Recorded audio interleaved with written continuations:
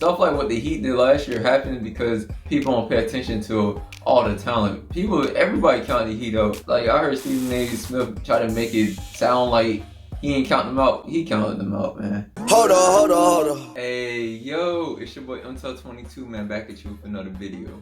Okay, so this video is actually a video that I had to end up redoing because my camera cut off on me. The spot where it cut off, I was like, man, I'm out to start over. So that's in part kind of why I wanted to make this video two parts. So first, this video that you're watching right now is about to be my predictions for every team in the East. Like, I'm gonna tell y'all what I think the final standings is gonna be. Not records, just the standings. In my next video, it's gonna be me doing the same thing, but for the West. So we're gonna just talk about the East this time, because there are some thoughts I want to put out there too. Y'all ready for this? Yes, sir.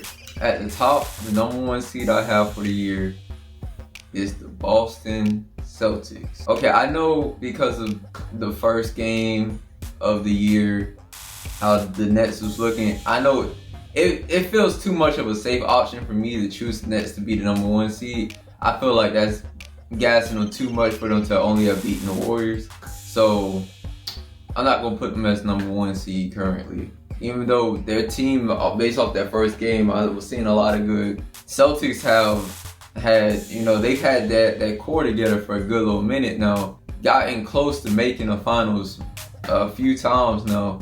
I feel like this is the year where a lot of players on their team make that next step, take that next step in their careers. And we're gonna really know what Jason Tatum and Jaylen Brown is about. So I feel like because they want to prove to people that they're not, just solid, they're going to try to fight hard for that #1 seed. So that's why I said that. Nets got them #2 though. It's hard for me to put them any lower than 2 right now, and just literally based off of one game and some of the stuff that I've seen in preseason. They really do look really good. I'm not even gonna hold you. Early on, I got them as #2. #3, I know y'all was waiting on them, the Milwaukee Bucks. Another part of this was just me not believing that Bucks is gonna be the #1 seed 3 years in a row. I just don't see them working that hard to keep getting the #1 seed just to, try to get home field advantage, just to not take advantage of having home field advantage. Because that's what I feel like I keep seeing. Something's gonna have to change. Really, I think coaching is one of the things that needs to be changed a lot. I know that's a tough prediction to say, that's like a hot take. That same coach they got is the reason why they started making the #1 seed. And people see something happen 2 years in a row, and they just get so used to it, they think that's gonna start becoming routine, so that you start to underrate the job. Like, it's still amazing that he was getting them to be #1 seed. I just don't see that he pushed them over the edge.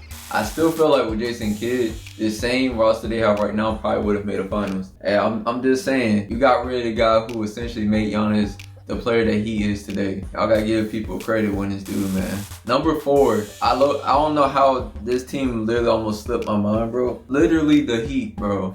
Literally the Heat was about to slip my mind. That's crazy to think about, right? These boys just made the finals. That's my brother's team. That's one of my friends' teams. You would think the whole idea of them being a team wouldn't just slip my mind like when I was rating.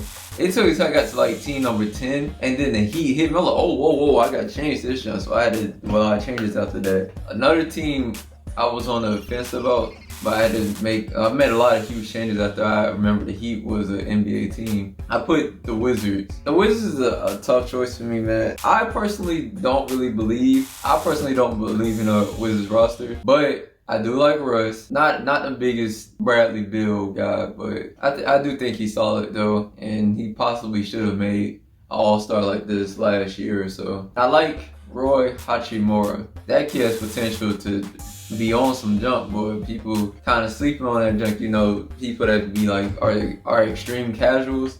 Y'all don't pay attention to nobody but the players that ESPN tells you are the top 10 players in the league, and the people they want, the people they put inside the camera box the most. That's the people they want you to focus on the most. But I like to focus on the players that's not already there, because those are the players that's going to dictate the direction of the NBA. So if you only focusing on who is considered the best in the league, that's not always good enough, because stuff like what the Heat did last year happened because people don't pay attention to all the talent. Everybody counted the Heat out. Like, I heard Stephen A. Smith try to make it sound like he ain't counting them out. He counted them out, man. But with that being said, I talked about that long enough. #6, I only put them here just because they have two players that be making the All-Star team.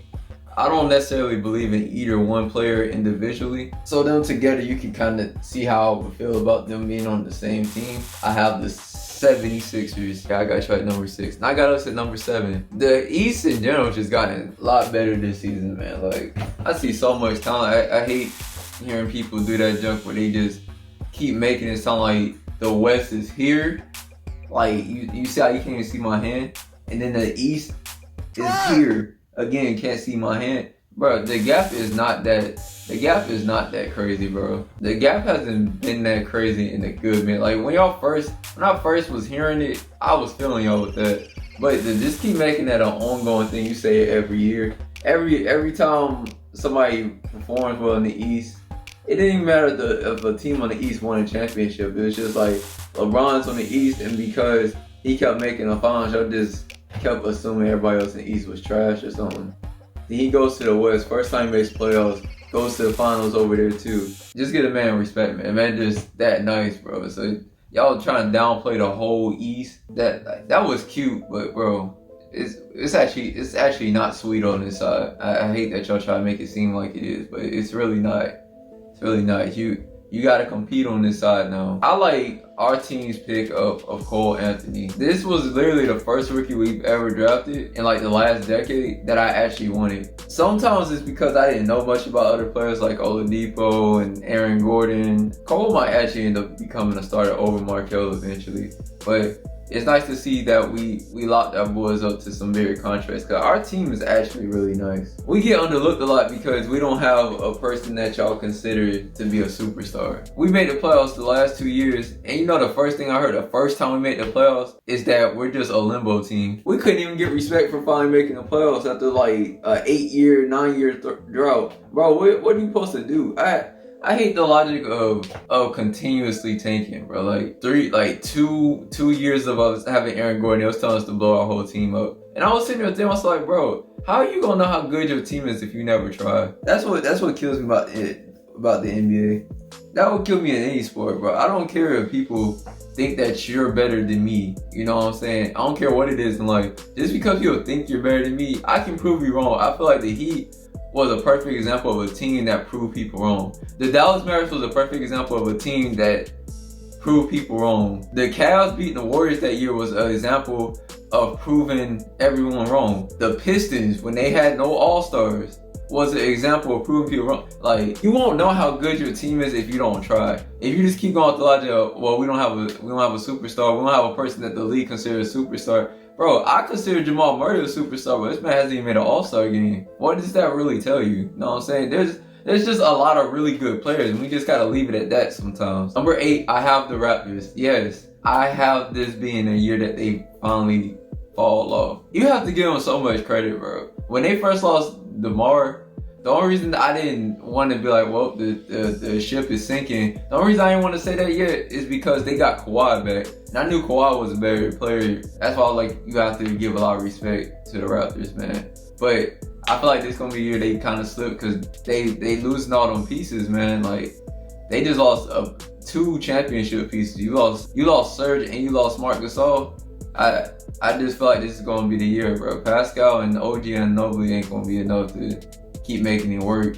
Fred VanVleet ain't gonna be enough to keep making that work. I think it's over with. But I still have them making the playoffs currently. Number 9, number 10, I have the Pacers and Hawks. I know a lot of people want to believe the Hawks is a playoff team this year. So I'll put them in the top 10 when I compare them to everybody else. I don't know if they're actually gonna make the playoffs or not. Like I said, this is just the regular season standings. This has nothing to do, no playoff prediction type stuff. So this not even including the play-in tournament thing. I'm gonna let that play out when they play out. Cause I feel like that's more like a you gotta get to that point type thing. 11 Bulls, 12 Knicks, 13 Hornets, 14 Pistons, 15 Cavs. The Hornets look exciting right now, but I don't think they're gonna do much this first year. The Knicks, they look more interesting this year than I've seen them looking almost a decade to, in my opinion. Even dating back to when they had Melo for real. They look more interesting just based off preseason. Are they gonna look more interesting the whole season? I don't know. But I still don't expect much from them. The Bulls just comes down to their players are actually getting better. I expected a lot from Lauri Markkanen, but he hasn't really been improving. He kind of just been the same player. Like, he never been trash to me, but like, he hasn't gotten worse to me, but he hasn't gotten better. He just kind of been consistently the same level. And the Cavs and Pistons to me are the 2 worst teams in the East, 100%. I don't really think either one of the teams is going to be even slightly competitive this year. And that's just where I'm at with that. Hey, tell me how I did analysis-wise. I feel like I did a pretty good job of not like analyzing. And where I put the Magic at, that wasn't me being biased. I really wanted to put them at 6. I moved them down. It's like, I don't think we're going to just stop making the playoffs yet. Yeah, I'm gonna let my boy get us up out of here, and I'll see y'all in the next video. Hey, if you enjoyed that last video, please make sure you give your boy a thumbs up, share the video, subscribe to my channel if you haven't already. And as always, there will be videos around me, probably a little subscribe button over here somewhere. And as always, it's been real. It's your boy. I'm out.